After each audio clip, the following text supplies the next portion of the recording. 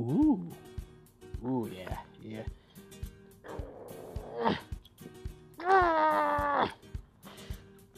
Yeah.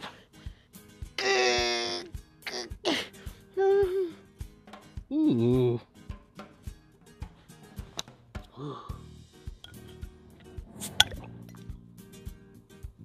In the great words or infamous words of Long 13 Hair,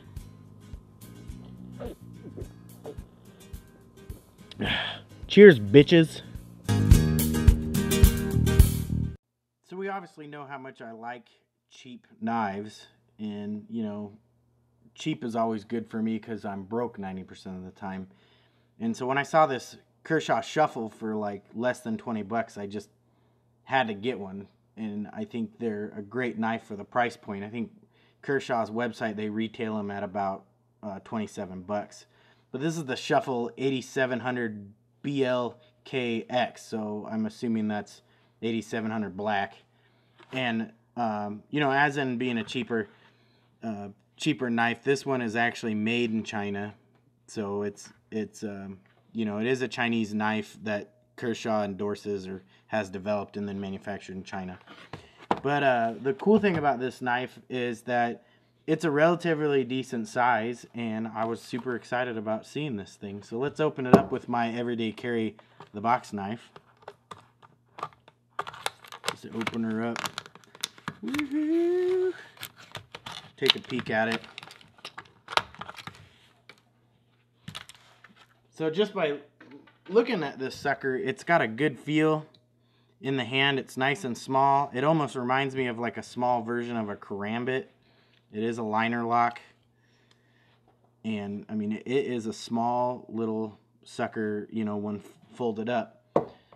The thing is Kershaw actually designates this as a multi-tool because it does have a bottle opener and then a lanyard hold that is beveled to be used as a screwdriver. And then, you know, it does have a clip, pocket clip that you can move from either side, so it is an interchangeable pocket clip.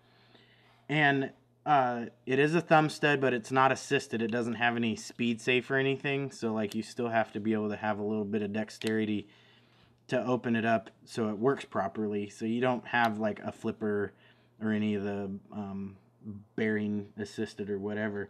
It is a stainless steel blade, which is either the 8CR13 MOV or the 3CR13. So it's just that generic steel that they use in a lot of their Chinese blades. It holds a blade edge for a fair amount of time with some heavy use, but it is kind of a bear to sharpen. But right off the bat, the puppy is pretty sharp out of the box. I mean, it takes hair off my arm, you know, not ultra sharp or not.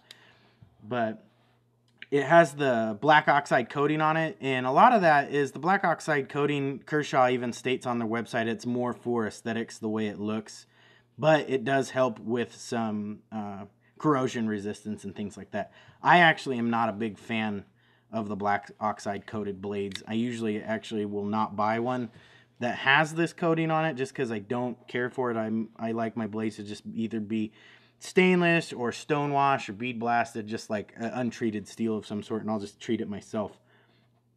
The scales on it are what they call glass-filled nylon, but with the K texture, which obviously if you look at it, they're all a bunch of little tiny Ks. So that's their own little kind of doodad to, you know, give them a little edge in the market so they seem a little customized.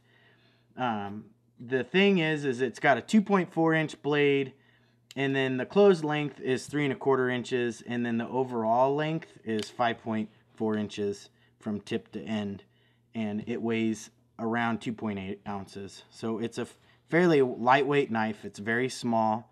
It doesn't have any jimping on the actual spine of the blade, which I wish it did, but it does have some texturing on the back side of it to kind of accommodate your grip, and then it does have this thumb area built in for your hand. And so it does kind of remind me of a little karambit, like I said, but overall it's a cool little knife.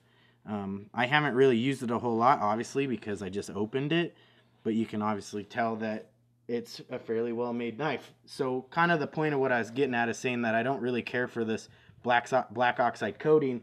I actually bought a pink one with the regular stainless on it, the Bead Blasted stainless blade. I'm going to switch these scales. At least I'm going to attempt to, and see how that turns out.